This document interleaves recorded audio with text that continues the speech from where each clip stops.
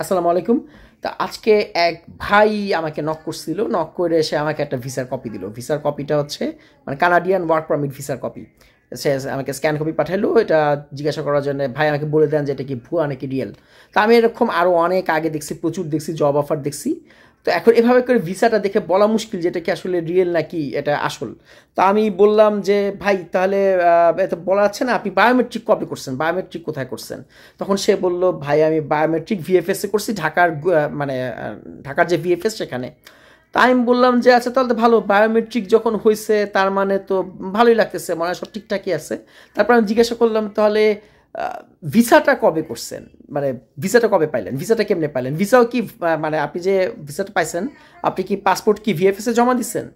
তখন সে আমাকে বলতেছে ভাই আমি পাসপোর্ট, সে তার কোন ভাইকে দিচ্ছে, যে এজেন্ট আর কি, সেই ভাই নাকি কানাডার যে সিঙ্গাপুরের অ্যাম্বাসি সেখানে নাকি কোন লোক আছে, তো তাকে নাকি ওই পাসপোর্ট দিছে, সেখান থেকে নাকি পাসপোর্টে নাকি ভিসা হয়েছে, তারপরে সিঙ্গাপুরের লোক নাকি স্ক্যান কপি পাঠাইছে তাকে, মানে এই ভাইকে পাঠাইছে, ভাই আবার স্ক্যান কপি তাকে দিছে, ভিসার স্ক্যান কপি। ওরে মানে কঠিন অবস্থা আর কি।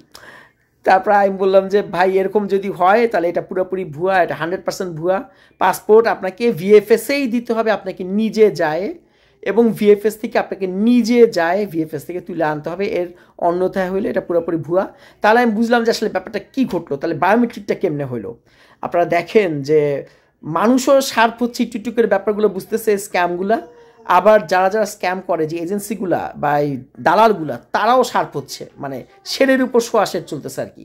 এই দালালটা যেটা করছে, যেটা আমার ধারণা, সেটা হচ্ছে সে একটা অনলাইনেই তো অ্যাপ্লাই করে ভিসা, সব ভিসা অ্যাপ্লাই অনলাইনে করে, সেই ভাইয়ের পাসপোর্ট নাম্বার দিয়ে সে অনলাইনে একটা ভিসার অ্যাপ্লাই করছে। সে অনলাইনে সে ভিজিটার ভিসা বা এই টাইপের যে কোনো একটা ভিসা অ্যাপ্লাই করছে, বাকি সব ইনফরমেশন ভুয়া দিয়ে।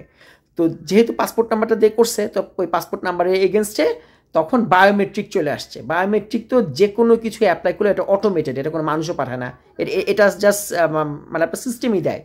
তো যে কোনো ভিসার অ্যাপ্লাই করলেই আপনার বায়োমেট্রিক সাথে সাথে চলে আসে। তো এই বায়োমেট্রিকটা তখন এই ভাইকে সে দিছে, বলছে বায়োমেট্রিক করায় আসো, যাতে এই ভাই বিশ্বাস করে যে তার যে ওয়ার্ক পারমিট সেটা যে রিয়েল, এবং সে সামনে যে সে যে ভিসাটা পাবে সেটা তার রিয়েল হবে।